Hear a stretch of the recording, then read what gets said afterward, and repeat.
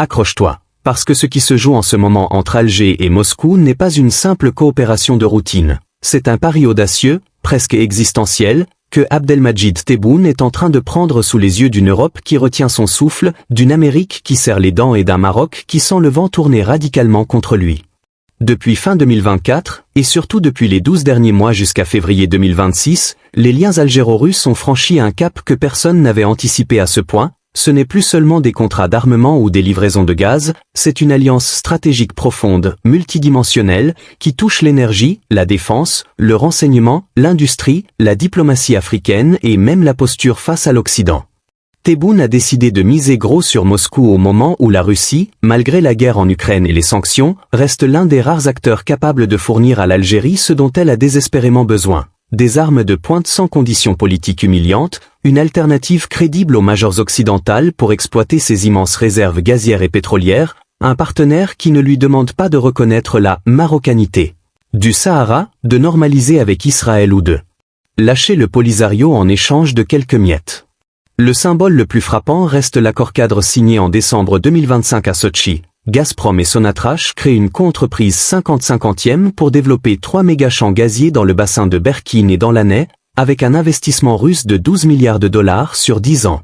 Des technologies de fracturation hydraulique avancées et surtout la construction accélérée de 2 nouvelles usines de GNL à Oran et Béjaïa capables d'exporter 15 millions de tonnes supplémentaires par an vers l'Asie et l'Afrique. Un deal qui permet à l'Algérie de contourner les blocages européens sur les investissements verts et de diversifier ses clients sans dépendre exclusivement de l'Italie et de l'Espagne.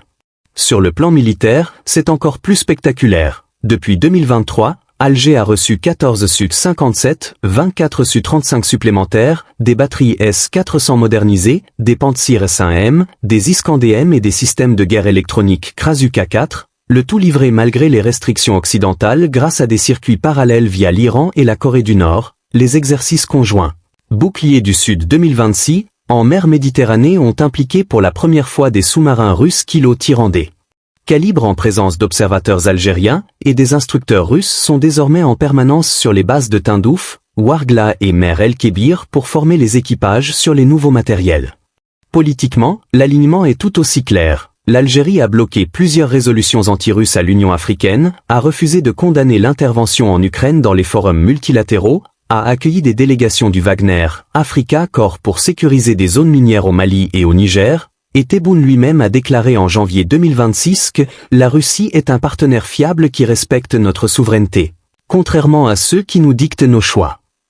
Ce pari est risqué à plusieurs niveaux. D'abord, les sanctions secondaires américaines planent comme une épée de Damoclès. Washington a déjà gelé des transactions bancaires algériennes en dollars pour des achats russes mineurs, et une escalade pourrait toucher les exportations de gaz vers l'Europe, forçant Alger à vendre plus cher à la Chine et à l'Inde mais au prix d'une perte de revenus immédiate. Ensuite, l'Europe observe avec une inquiétude croissante l'Italie et l'Espagne, qui dépendent encore à 30 à 40% du gaz algérien, craignent que Moscou ne prenne le contrôle indirect des flux via Gazprom Sonatrach, ce qui affaiblirait leur position dans les négociations. Enfin, le Maroc voit dans ce rapprochement une menace existentielle. Rabat accélère ses achats d'armes américaines et israéliennes pour compenser, mais il sait que face à une Algérie dotée de S-500, de Su-57 et d'Iskander, sa supériorité aérienne actuelle pourrait s'effondrer en quelques jours en cas de confrontation. Pourtant, pour Tebboune, ce n'est pas un pari suicidaire, c'est une assurance vie stratégique. En se rapprochant de la Russie, l'Algérie se dote d'une profondeur stratégique militaire et énergétique qui la rend intouchable face aux pressions occidentales sur le Sahara, sur la Kabylie ou sur ses choix diplomatiques. Elle devient le hub africain de l'axe multipolaire Russie-Chine-Iran, ce qui lui donne un poids accru dans l'Union africaine, dans les BRIC+, et dans le Sahel où elle concurrence directement la France et les États-Unis. Ce rapprochement peut réellement bouleverser l'équilibre régional. Il marginalise le Maroc en le laissant seul face à une Algérie surarmée et surarmée par Moscou. Il force l'Europe à choisir entre punir Alger et risquer une nouvelle crise gazière, ou avaler la pilule d'un Maghreb russo-algérien dominant. Et il envoie un signal fort à tout le Sud global que dire non à Washington et à Paris n'est plus une folie mais une option viable quand on a les bons partenaires. Tebboune joue gros, oui, mais il joue pour gagner la souveraineté pleine et entière. Et si ce pari réussit, le Maghreb et la Méditerranée occidentale ne ressembleront plus jamais à ce qu'ils étaient avant 2026. Et maintenant que le tableau est posé, ce partenariat algéro-russe qui s'épaissit comme une tempête dans le désert. Regardons ce qui pourrait vraiment arriver si Tebboune pousse ce pari jusqu'au bout, car les conséquences ne se limitent pas à des contrats signés et des Su-57 qui atterrissent à Boufarik. Elle pourrait littéralement redessiner la carte du pouvoir au Maghreb, en Méditerranée occidentale et même dans le Sahel, avec des ondes de choc qui remonteraient jusqu'à Bruxelles, Washington et Tel Aviv. Le premier bouleversement potentiel est militaire et stratégique, avec les S-400, S-500, les Su-57, les Iskanders et les systèmes de brouillage russes déployés en profondeur. L'Algérie acquiert une bulle anti-accès, anti-ingérence, A2-AD, qui rendrait extrêmement risquée toute opération aérienne ou de drone contre son territoire ou contre le Polisario. Imaginez un scénario où Rabat, poussé par Washington ou par une provocation interne, décide d'une frappe préventive massive sur Tindouf pour écraser les bases du front Polisario où les radars russes détecteraient les F-16 marocains à plus de 400 km, les Pantsir et Tor abattent les missiles de croisière, les Su-57 interceptent en supériorité aérienne, et les Iskanders ripostent en saturation sur les bases aériennes de Ben Guerir et Marrakech. En quelques heures, la supériorité aérienne marocaine actuelle s'effondrerait, forçant Rabat à une guerre au sol qu'il ne peut gagner face à une ANP numériquement et logistiquement supérieure. Dans le désert, ce seul scénario, ou même s'il reste hypothétique, change déjà la donne. Le Maroc ne peut plus miser sur une victoire rapide, il doit désormais calculer que toute escalade majeure pourrait se terminer par une défaite humiliante, une implosion interne et la perte définitive du Sahara occupé. Pour l'Europe, le choc serait énergétique et sécuritaire. Si Gazprom prend pied via la contre-prise Sonatrach-Gazprom, une part croissante du gaz algérien pourrait être réorientée vers la Chine, l'Inde ou même revendue via des swaps russes, privant l'Italie et l'Espagne de volumes critiques en pleine transition verte. L'UE se retrouverait alors face à un dilemme infernal, sanctionner Alger pour son rapprochement avec Moscou et risquer une flambée du GNL américain à 50 à 60 € MWh, ou fermer les yeux et accepter qu'un pays clé de la Méditerranée devienne un hub russo-chinois.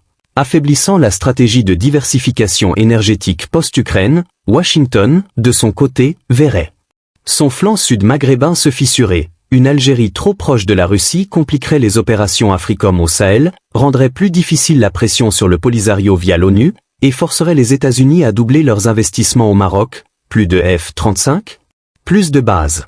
Pour compenser, tout en risquant de voir l'Algérie bloquer ou ralentir les flux migratoires et antiterroristes si les sanctions secondaires deviennent trop dures. Pour le Maroc, le cauchemar est existentiel. Coincé entre une Algérie surarmée par Moscou et un allié américain qui pourrait un jour prioriser l'Ukraine ou Taïwan plutôt que Rabat, Mohamed VI se retrouve dans une course aux armements qu'il ne peut gagner qualitativement.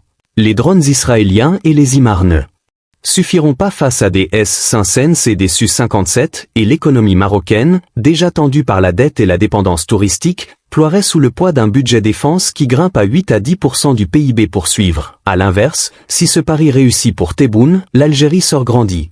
Elle devient le pays qui a osé dire non à l'Occident sans s'effondrer, qui a diversifié ses partenaires sans capituler sur le Sahara, qui a transformé sa vulnérabilité énergétique en levier de puissance, et qui inspire désormais d'autres nations du Sud, Égypte, Afrique du Sud, Angola, à multiplier les alliances multipolaires. Mais le risque est colossal, une erreur de calcul, un drone russe abattu par erreur, une cyberattaque mal attribuée, une sanction américaine qui gèle 20% des réserves de change et l'Algérie pourrait se retrouver isolée économiquement, avec une Europe qui ferme ses marchés et une Russie qui, engluée en Ukraine, ne pourrait pas tout compenser. Tebboune joue donc sur un fil.